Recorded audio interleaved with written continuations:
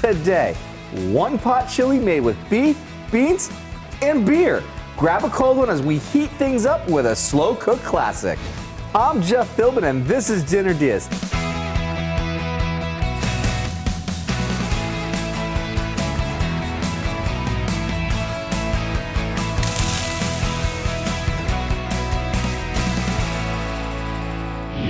Cooking with beer doesn't mean cracking a can while you tend the barbecue. It can also be a great ingredient, and to show us how, we've drafted in Chef Sean Eckman from the oldest brewery in America, Yuengling. He's the executive chef at their Draft House, which opened in the shadow of their Tampa brewery in the summer of 2023. Besides dating back to 1829, making it the oldest brewery in America, Yuengling is still American-owned and family-operated. 5th generation, going on 6, you say? That is correct. Super cool. And we're bringing suds and snacks together 3 ways. In a black and tan chili, then in a beer cheese, and finally as a brine for chicken and a buffalo sauce.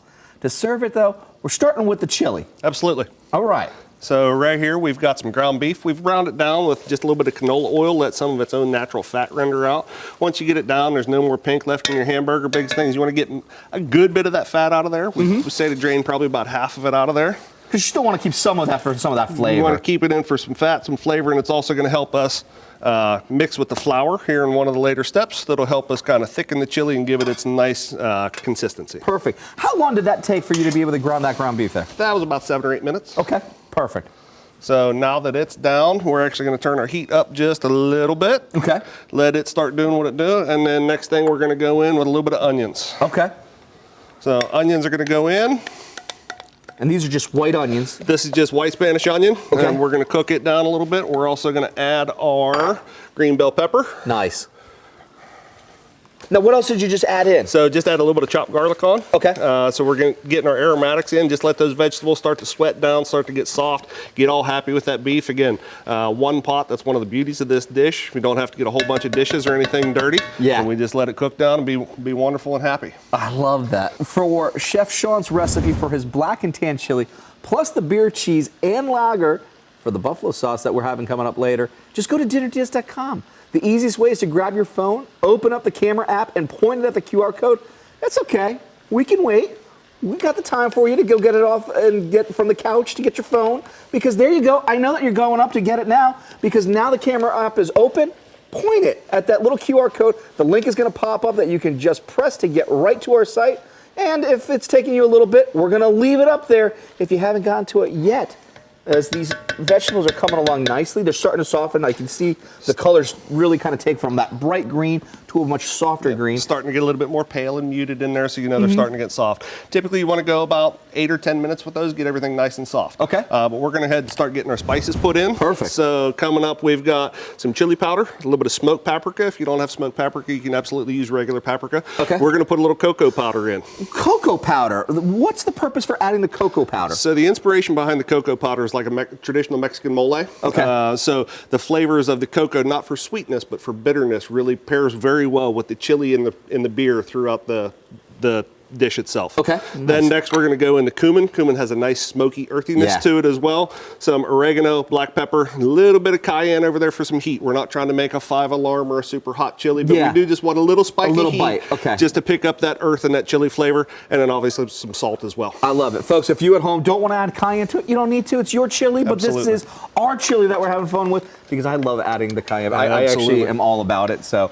And you can just smell all this coming alive here. We can smell it coming together. You can see it's all getting nice and happy. You can see the spices are all distributed well. So I'm going to grab some flour here. Okay. So this is a somewhat, I would call it, uncommon ingredient for what people might see in a chili. I've never done flour for the chili. So what is the purpose for adding flour into your chili? So we're adding flour in, one, because we want it to have some body. We want it to have some character. So different chilies get that from different places, but we've decided to take the approach with ours to go ahead and put some flour into it. And it helps to give it just a nice creamy mouthfeel and consistency whenever you're eating it. Okay. Now, does it also help thicken it when you're bringing in the liquid too? So does help thicken it as well and just gives it an overall body. Okay. And one thing too, if you have a watery chili, all those spices and everything that we took the time to put in and get, clinging to that beef in a water suspension, they just fall out and they just go to the bottom of the pot. So this way, thickening the chili just helps keep everything suspended and where it should be. I love it. So very nice. Now we're going to move on to one of our next ingredients, and probably the best ingredient. The best ingredient? So we are going to grab one of our Black and Tan beers. That's the spirit. That's the way to go with it. And one of the best things about this is it comes pre-measured, 12 ounces. That's exactly how much we're looking for. So it's just like one bottle of beer. Just take that down off the wall. Yep, exactly. Now, why the Black and Tan beer?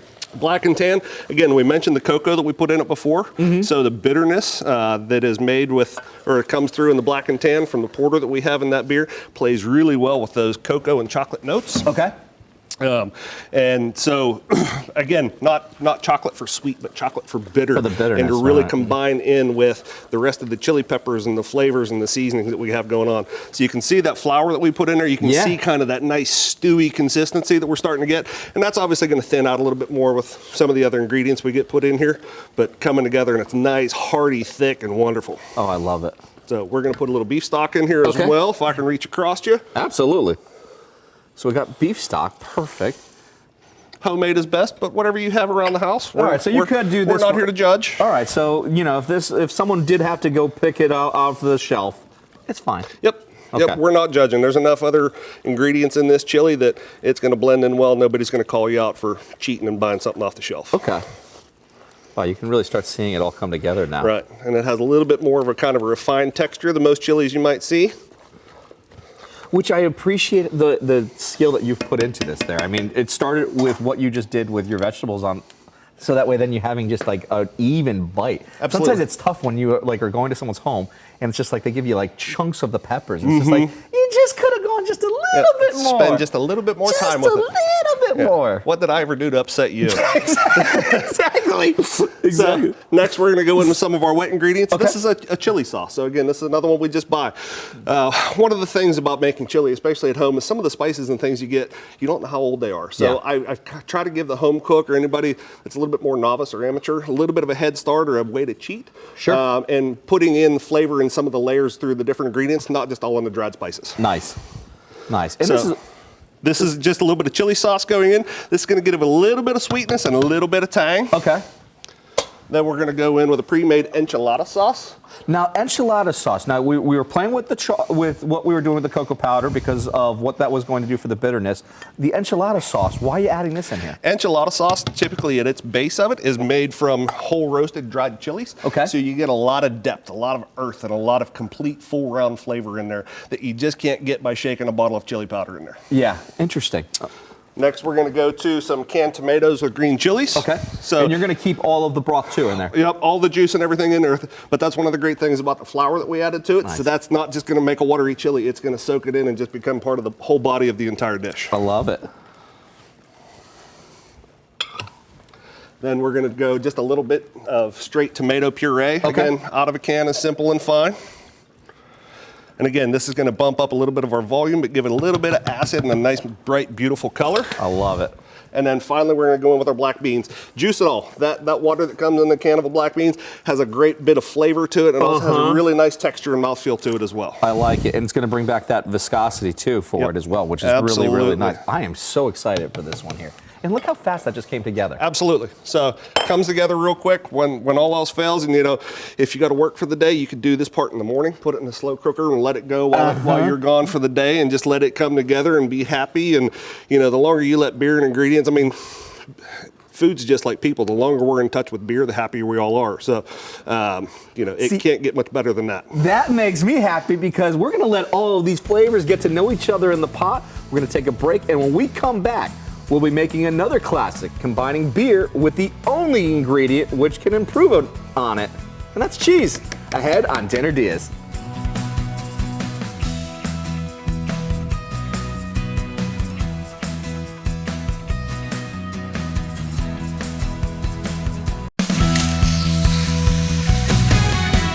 Welcome back to Dinner DeeAs, ideas for dinner from us to you.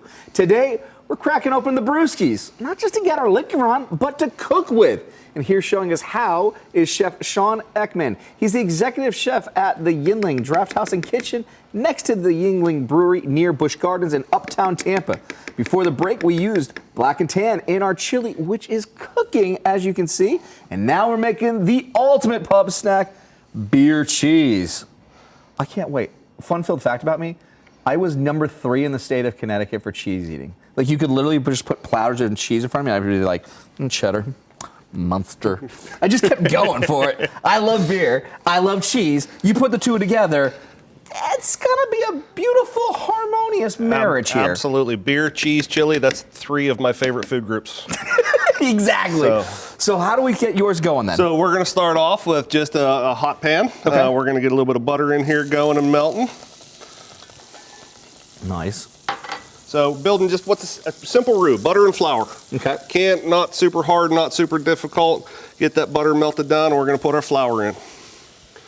Whisk that flour around, let it get all even and smooth. Biggest thing is we don't want any lumps. Yeah. So lumps are no good. And now, are you looking for a color change here too with this? No color change. We're not trying to just get everything incorporated just to thicken. Yep. And to make sure that you have no lumps. Okay. And then the next thing, obviously, you can't have beer cheese without beer. So we're going for beer again. You have to. So for this one, we're bringing out our Lord Chesterfield Ale. Lord Chesterfield himself coming through in the canned version. Absolutely, and this is one of our historic recipes. We've been brewing this since 1829. So 194-year-old recipe. How many brews are you guys brewing in Tampa? In Tampa, we're brewing a total of 10. Okay. Out of our collection of 12 in the company. I'll take those. So here, we're just gonna take a little bit of that beer. We're looking for about a cup of beer. We wanna do just a little bit to start, just to get it starting, integrated, thickened. You can see how that thickened up real quick. So get all the lumps out of there. Now, what is it about this particular beer that you like to have for this beer cheese? So Lord Chesterfield Ale has a little bit of more bitterness, similar to other styles, but it is a true ale type of beer. So we're looking for that bitterness to counteract with the cheese. Cheese obviously has a little bit of salt to it that we're looking for, and obviously plays very well with it. So cheese and salt and bitter actually counteract each other. A lot of people think you add sugar, but it's actually salt that brings bitterness down. So that's why I purposely put those two together. So, and that's why you're seeing that be paired with pretzels so often or not, then, right? Just because of just that play off of the palate. Okay. Yep, absolutely. And this is looking good. So I've got one problem real quick, is I only need about a cup of beer for that. So I have about 4 ounces of beer left over. If you know any ways to get rid of that by chance. It's a tough job, but someone's got to do it for everybody here.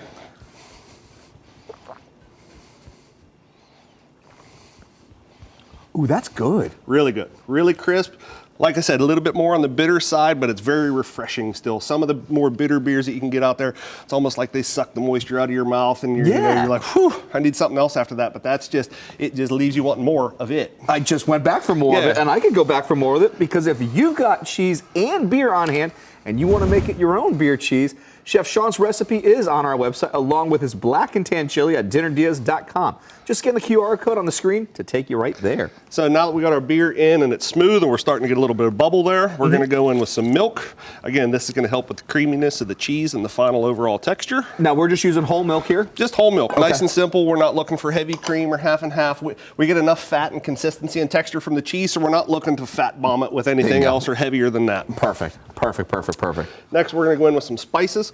So we're going in with some black pepper, a little bit of sweet paprika, kosher salt, onion powder, garlic powder, and a little bit of jalapeno. Nice. Diced up nice and good. Okay. So we're just going to go in the pool with everybody.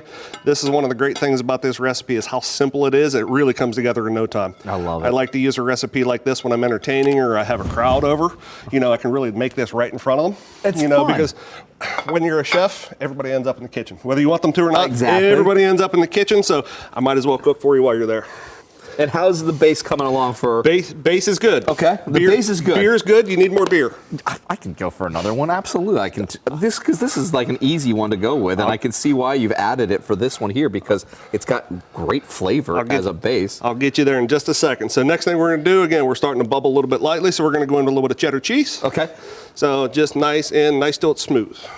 Now, we doing an extra sharp cheddar, a mild cheddar? Sharp cheddar tends to go a little bit better. It has a little, again, mentioning kind of how salt counteracts bitter. Sharp tends to have a little bit more salt to it, so it'll help kind of cut down that bitterness a little bit more. Okay. And then they play along nice and great together. And then one of the great ones is smoked Gouda. Yep. Shredded down, so you're going to get a little bit of smoke in there. But Gouda also has a great saltiness and a fattiness to it as well. Okay. That's just going to really play great with the rest of everything else. Okay, it's like teasing me not to like just go with it. I mean, like, and this is about 30 seconds away from perfect. You see those shreds just starting to disappear. It was that whole like little like whisk up motion where it's just like like come on now, like that's what you're looking for. That's not a bad thing. So a lot of people sit here and beat this till it's smooth and stir it and say, oh my God, I need to add more liquid. No, that's just about what you want. You're looking for that body. You're looking for that character to be stuck in there with it. So one of the things we need to do next is give it a taste. Oh, I'm spoons ready. So let's go in here. Let's give it a try. Look at that. I gotta do like a twirl here for it. Oh, come on now. Now you're just teasing me. And that's pretty tasty. I think we're gonna hit it with just a little bit of black pepper. Okay. Well, I resist the temptation to grab a straw and finish that in one go. We're gonna take a break, and when we come back, beer as a brine for chicken and a lager buffalo sauce to go with. Head on Dinner DeeAs.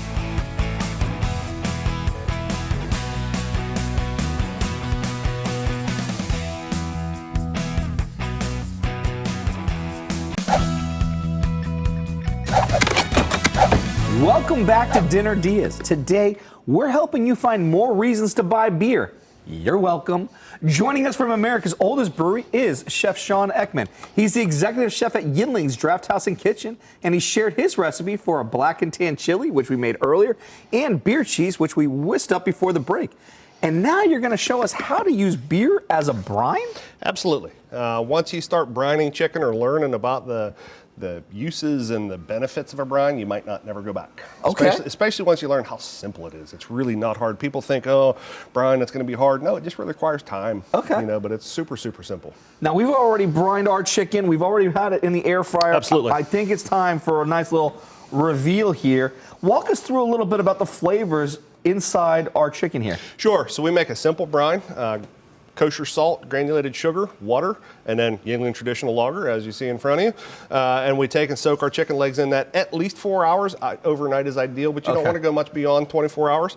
And then from there, cook it however you like. If it's just roasted, but what we did was we did a par roast on these just to get them cooked through, and then we put them in the air fryer just to get them nice and crispy on the outside, just like a chicken wing would be, or like you want a chicken wing to be. But the nice thing about using the legs, especially when they're brined, they're still nice and juicy and big and meaty. It's the meatiness that you want a wing always to be, but sometimes very seldom ever is, but then also has the benefits of just being nice, big, large, easy to eat like a chicken leg. I love it, because those are going to take our buffalo sauce super well then. Absolutely. How do we start your buffalo sauce? Well, first thing we need is a little bit of beer. So we're going to Don't tell me twice. Grab a Yuengling Traditional Lager. Nice. So we're going to start out with some of that. And the great thing about this sauce is it's just an easy dump sauce. Nice. And I do have a little bit of beer. So I'm just going to set that over here. Whatever happens to it, it happens to it. If it gets, nobody's judging. No one. It's rude not to, so I'm just going to have to. So cheers to you, everyone at home. And then we have a little bit of hot sauce, just your traditional, typical, expected buffalo wing flavor sauce. Not trying to throw any brands out there, but whatever you like. Okay. And quite honestly, it is. Whatever you like, whatever brand is your preference. This is the one to go with. That's your go-to. So one of the things we're going to put in a little bit in just a second here is we're going to put butter in. But what tends to happen is when people try to make gradations of heat in a sauce and put butter in it to bring the heat down, they also bring the flavor down. Sure. So typically one of the benefits or one of the things that you may not know that you like about buffalo wings and sauce is the acid and the vinegar that's in there, because it cuts through the fat, and the grease and oil if they were deep fried, or the skin as it might be in the chicken leg. So we're going to bump up a little bit of our apple cider vinegar. Cider vinegar, okay. Just to bump that acid back up. Another thing that tends to get diluted as well is the salt. So we're going to put a little bit of salt back in there, bump that flavor back up. Butter, we're going to let that go in and start melting. Butter, again, tames the heat down a little bit, but it gives it a nice coating ability for your mouth and for your palate, and it helps it coat and stick to the chicken wing as well. Perfect. Or chicken leg in this case. A little bit of granulated garlic, just for some extra flavor. Okay. Again, nothing super difficult yet. One of the things we're going to put in as well, this is a Calabrian chili pepper. Okay. So these things are great. These little oil and salt cured chili peppers from Calabria, Italy. They come like that. I like to eat them whole, but I'm also weird like that. I like to eat them too whole, so don't you worry. With cheese and charcuterie, they're dynamite, but they're not sweet. They are a little bit, but they're super intense in flavor, and they've got piquancy to them. They've got a little bit of heat, but they're not hot. They don't melt your face off. Okay. So other than that, that's really it. We're gonna let that butter melt. Keep in mind, we've got that chili pepper in there. So one of the things that we wanna do is we wanna take and blend that chili pepper into our sauce. So we're just gonna take an immersion blender and we just beat that up a little bit. And you see how it comes together. That butter going in becomes nice and creamy. And it looks great. So you got that nice, bright, orange, vibrant sauce. Whoop. Love it. I love it. And nice, delicious sauce. A nice, delicious sauce. And if you can spare a beer to brine some chicken, it's totally worth it. Chef Sean's recipes are all on our website, dinnerdeas.com. Scan the QR code to get right there. Now, you got the chili ready. We've got the beer cheese ready. We do. We've got a buffalo sauce that's ready. My friends, we're taking a quick break, but when we come back, we're taste testing all of this with what we've been cooking, and there may be more beer involved. That's ahead on Dinner Diaz.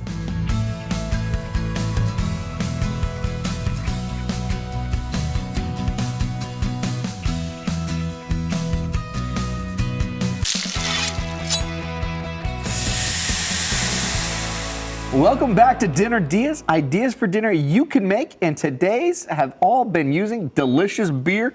Thanks to Chef Sean Eckman. He's the executive chef at Yuengling's Draft House and Kitchen, and we've been making his black and tan chili, beer cheese, and a chicken with a lager buffalo sauce, and we have here a nice cold beer. Absolutely. Started off right. Cheers. Thanks again to Chef Sean Eckman. There's a link to Yuengling's Draft House and Kitchen at our website, along with all his recipes from today at dinnerdeas.com. Just scan the QR code to get there. I'm Jeff Philbin. Join me next time for more Dinner Diaz.